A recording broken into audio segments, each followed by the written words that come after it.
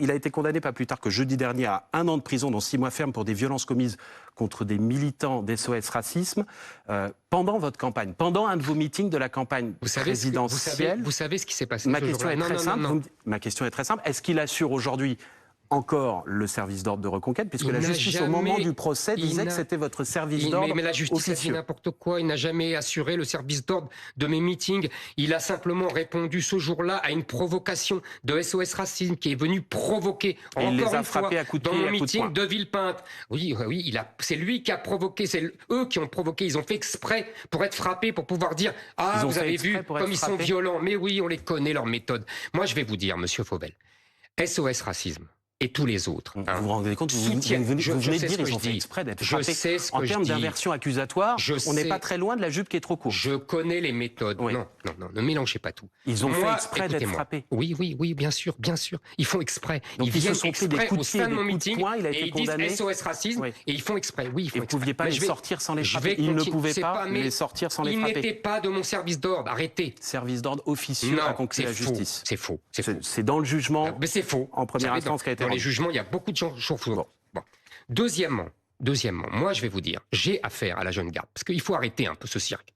Moi j'ai affaire à la jeune garde depuis des années. Ils pourrissent tous mes meetings, toutes mes réunions même de dédicaces. Ils viennent pour nous invectiver, nous insulter, nous menacer. Et quand à chaque fois, il y a des CRS, Monsieur Fauvel, pour protéger les gens qui viennent me voir. Et quand les CRS ne sont pas là, ou quand ils sont mal commandés, comme ça m'est arrivé à Brest, on voit ces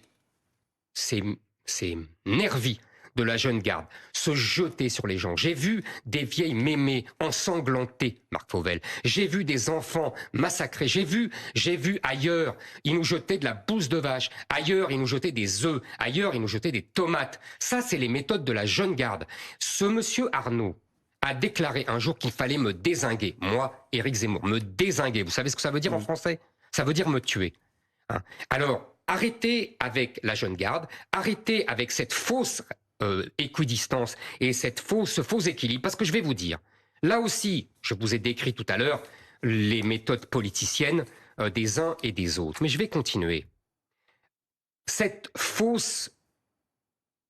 faux équilibre entre extrême droite, extrême gauche, ultra droite, etc. Vous avez bien compris ce que ça voulait dire.